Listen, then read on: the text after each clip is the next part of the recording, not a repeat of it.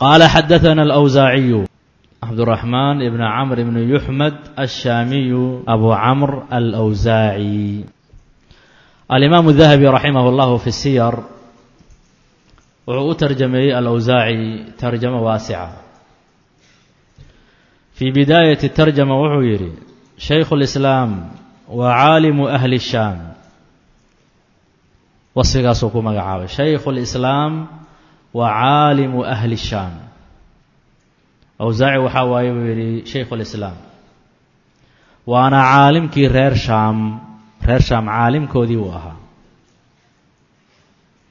نسبة أهل الأوزاعي علماء ويسكو خلافين وحا أيته. قال وحي يراهدين ونسبة إلى موضع بدمشق ونسبة إلى موضع أو قرية بدمشق وميل كتالة دمشق. أما دمشق كمدا أي أوزاع اللي يراهدا بيرا وتولو دمشق كمدا. وقيل نسبة إلى أوزاع من القبائل وحكالو ليروا نسبة إلى أوزاع من القبائل. الأوزاع وكوحو أما قيبو يعني قبائل قيبة كلا دوان أو قبائل كلا دوان كيميد أو اسكو تغي أو هل ميل دغي أيا اللي يرهدا أوزاع marka qoladaas loo nisbeynaya bina oo qoladaas ka soo jeeday qoladaas ka kala yimid qabaa'il kala duwan hal meel degay kadibna awzaac lagu tilmaamay kuwaas loo nisbeeyay. qowl saddexaad waxa weeye in labadaba la jamciyo oo la yiraahdo awzaac waa qabaa'ilkaasina way jireen meesha ay deganaayeen awzaac la dhihi jiray. marka waa ismun lil mawdi' wa ismun lil qabila labadaba way tahay. meeshana waxa la yiraahdaa awzaac kuwa degana awzaac baa la yiraahdaa. marka meeshan waa loo nisbeeyay qoladaas oo ka soo jeedan waa loo nisbeeyay. al-imam al-awzaa'i rahimahullah waa imaam lagu yaqaano ama aad loogu sheego inuu caalim ku ahaa ama ku aqoon badnaa bisunnati wal hadith. muhaddith buu ahaa faqiihna waa ahaa. waxaa tarjamadiisa lagu sheegaa fataawooyin fara badan oo ku saabsan fil fiqh. jaanibka fiqhigana baac dheer buu ku lahaa. jaanibul hadiithna wuxuu ahaa muhaddith. min haythu tamassuk bis sunnah wuxuu ahaa nin aad iyo aad ugu dhagan sunnada nabiga sallallahu alayhi wasallam iyo manhajkii iyo madhabkii saxaabada radwanullahi alayhim iyo taabiciinta. الإمام مالك رحمه الله إمام دار الهجرة وعيري أوزاعي كهالله الأوزاعي إمام يقتدى به. الأوزاعي إمام يقتدى به. أوزاعي وإمام الغضي ذوي. الأوزاعي إمام يقتدى به وإمام الغضي وقضي شمضا وإمام قضي شمضا. أوزاعي رحمه الله تعالى وحو شاغي markuu ka hadlayay sababta keentay ama sababta u sababtay inuu cilmiga barto wuxuu yiraahdo ilmo la ciyaaraya ayaa nin sheekha ma soo maray buu markuu nagu soo dhawaaday ayay caruurtii kala carareen buu ilmihii way yaaceen anigana ma cararin buu yiri waan istaagay. ninkii sheekha waa yimid waa islaamay buu yiri kadib wuu i wareystay waxaan u sheegay buu yiri inaan agoon ahay ilmo yar agoon u ahaa hooyadiin wax uma haysan qoys fuqara buu ka soo jeeday. markaasuu yiri waa anaba raacaysa asiga ay waday buu yiri gurigiisu i geeyay kadibna wuxuu yiri wuxuu ii naqliyay ama ii waday magaalo kale oo dad culimo ay joogeen meeshaas waxaan ka bilaabay yiri inaan xalaqad xaadiro. markaan xalqad dhageystay xalaqaadka kamid ah sheekhi xalqada hayay ayaa waxa la iiga sheegay buu yiri qoomka noo yimid ayagoo badan meesha tageen ragga noo yimid waxa ugu fiican uguna akhlaaq wanaagsan deganaan badanna ay ka muuqataa wiilkaas buu yiri anuu tilmaamay buu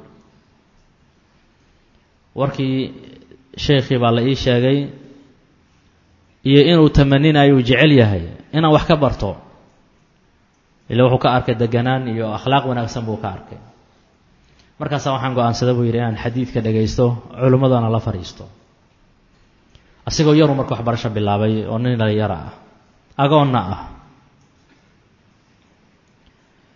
meeshaas wuxuu ka bilaabay marka mashruuciisii talabulcilmiga ku saabsanaa al-Awzaaci raximahullah cilmigiisa waxaa ula jiray kahratu alcibaada nin aad iyo aad u cibaado badan u ahaa ilaa ay yidhaahdeen bacdu alculamaa kaana yuxyi alleyla salaatan wa qiraa'atan wa bukaa'an habeenkii wuxuu ku noolayn jiray salaad uu taagan yahay salaatuleyl wa qiraa'atan ay qiraa'at alqur'aan wa bukaa'an iyo ooyin habeenkii sidaasuu ku noolayn jiray mararka qaar waxaa la yidhi hooyadii ayaa inta weyso habeenkii ay goobi jirtay ama ay raadin jirtay markaase waxay u tegaysaa asigoo gogasha uu ku tukanayay ay wada qoyaan tahay ilin darteed yacni ooyintii faraha badan ee habeenkaasi uu ooynayo fii salaati alleyl nin caabid u ah aada u cibaado badan raximahullah hadallo badanna waa laga wariyaa hadalladaasoo iskugu jira fi zuhd iyo fi tamasuq bisunna intaba hadallada culammadu ay ka soo wariyeen waxaa ka mid ah ama laga soo naqliyo inuu yidhi man akhara dikra almowt kafaahu lyasiir man akhara dikra almowti kafaahu lyasiir waman carafa ana mantiqahu min camalihi qalla kalaamuh wuxuu yidhi man akhara qofkii badiya dikra almowti xasuusta geerida qofkii badiya kafaahu lyasiiru wax yar ayaa ku filan buu yidhi qofka xasuusta geerida badiya wax yar baa ku filan maxaa yeelay damaciisa adduunyadu ma badna ilaan xasuusta geerida ayaa in badan waxay ka tirtiraysaa hamiga faraha badan leh adduunyada marka qofkii xasuusta aakhiro badiya kafaahu lyasiiru in yar baa ku filan buu yidhi waman carafa qofkii garta anna mantiqahu waxa uu ku dhawaaqayo min camalihi camalkiisa inuu ka mid yahay qalla kalaamuhu hadalkiisu waa yaraadaa yacni qofkii og waxa uu ku dhawaaqaya camalkiisa inuu ka mid yaho loo qorayo oo maalinta qiyaamana ilaahay kula xisaabtamayo subxaanahu wa tacaala qofkii sidaas ogaada qalla kalaamuhu hadalkiisaa yaraadaa laakiin dadka hadalka waxay u badiyaan in badan oo dadka ka mida maba ogaba hadalku inuu camalka ka mid yahay hadday og yihiinna way moog yihiin oo xasuusta kuma badnaa qofkii marka ogaada hadalka uu ku dhawaaqaayo inuu camalkiisa ka mid yahay lagu xisaabinayo ilaahay subxaana wa tacaala diiwaankiisa uu u gelinayo qofkaasi qofka noocaasa taasi waxay ku ximbaaraysaa inuu hadalkiisa yaraado qofka sidaasa qalla kalaamuhu hadalkiisa ayaa yaraada buu yidhi walidaalika awsaaci raximah allahu tacaala waxaa laga sheegay inuu yidhi waa iska qosli jirnay oo waa iska ciyaari jirnay buu yidhi waana iska hadli jirnay waagii hore laakiin markaan wax barannay dad lagu dayanaya aan noqonnay hadalkeennu waa yaraaday buu yidhi qosolkeennuna waa yaraaday ila wax badan uu ogaaday walidaalika waxaa la yidhi lama arag awsaaci raximah allahu tacaala asigoo qoslaya qosol qahqaha leh qahqahada ma la yaqaan qosol dhawaaq leh oo qahqaha leh asoo qoslaya lama arag weligii inamaa kaana yatabasam waa dhoolla cadday jiraa leh hadduu qoslaayo qosolkiisu dhoolla caddayn buu ahaa laakiin qahqaha ma lahayn hadalkiisuna wuu yaraa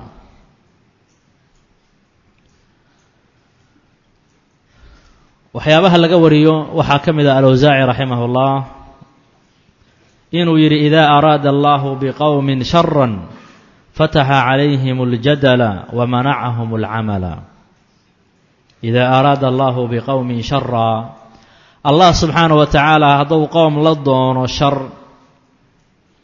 fataxa calayhim alla wuxuu ku furaa qowmkaasi wuxuu u furaa aljadala dooda dood buu ilaahay ku furaa.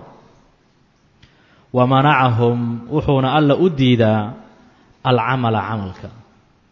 camal wanaagsan ilaahay ma waafajiyo, camalkoodu waa yaryah, doodooda iyo murankooduna waa badan. inta waa dad muran badan. markii qowmka ilaahay shar la doono, dood buu ku furaa, wuxuu ku itixaamaa dood iyo muran. camalkii saalixa ahaana waa ka manciyaa ilaahay subxaanahu wa tacaala. haddaad aragta marka qoom sidaasa, waa qoom ilaahay shar la doona wey, dad dood badan, laakiin markii laga fiiriyo xagga acmaasha saalixada camalkoodu yar yahay, waa qowmu suu, waa qolo liidata weeye qoladaasi. hadalka Awsaaci raximah اllahu tacaala waxaa asal u ah qowlu الnabiyi salى اllahu عalayh wasalam: maa dalla qowm bacda hudan kanuu calayh ilaa uutuu ljadal. qolo ma lumaan, maa dalla qowm bacda huda, qolo ma lumaan hanuun kadib, kaanuu calayhi oo ay ku dul sugnaayeen. qowm hanuun ku sugnaa, hanuunkaas dibadii ma lumaan ilaa uutuu ljadal, ilaa waxaa la siiyaa dood iyo muran. muran baa ilaahay ku itixaamaa subxaanahu wa tacaala. marka hadalka faraha badan iyo muranka badan iyo camal yaridu waxay daliil u tahay towfiiq la-aan bay daliil u tahay. waxay tusinaysaa qofkaasi inuusan muwaafaq ahayn. wuxuu kaluu yidhi Awsaaci raximah اllah: ina almu'mina yaquulu qaliila wayacmalu kaiira. ina almu'mina yaquulu qaliila wayacmalu kaiira.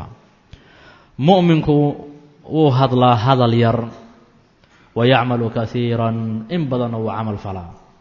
mu'minka hadalkiisa iyo camalkiisaa badan. yaquulu qaliila wayacmalu kaiira.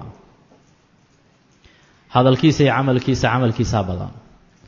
wuxuu yidhi: waina almunaafiqa munaafiquna yatakalamu kaiira wayacmalu qaliila.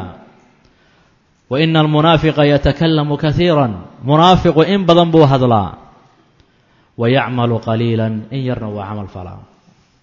marka cagsi bay isku yihiin almu'min waalmunaafiq. munaafiqu waa hadal yar, munaafiqu waa hadal badan yahay, waana camal yaryah.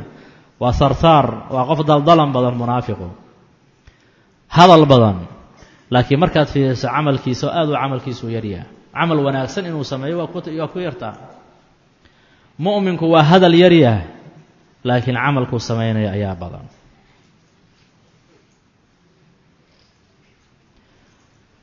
waxaa ka mid a aahaarta laga wariyo min xayثu tamasuk biالsunna, markii laga hadlayo xagga ku-dhegidda sunnadii iyo manhaju salaf.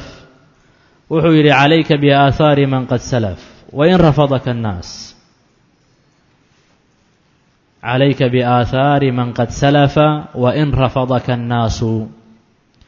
waxaad laasimtaa buu yidhi aahaartii salafka, salafu الصaalix, aahaartoodii laasim, dariiqooda raac, manhajkooda iyo caqiidadooda ku dheg.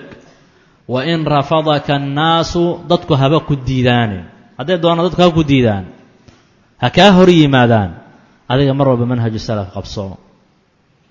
wa iyaaka wa aaraa'a arijaal, waxaan idinkala digayaa buu yidhi adiga iyo ragga ra'yiyadooda. aaraa'da ragga iska ilaali, waa ila tahada raggu ay leeyihiin ama ra'yigooda ay ka keensanayaan, iska jir. wain zakhrafuuhu laka bilqowli, hadalba ha kugu qurxiyaan hadday doonaan, hadalla wan wanaagsan oo qurux badanba ha ku sheegaan hadday doonaane, aaraa'da ragga iska jir oo iska ilaali.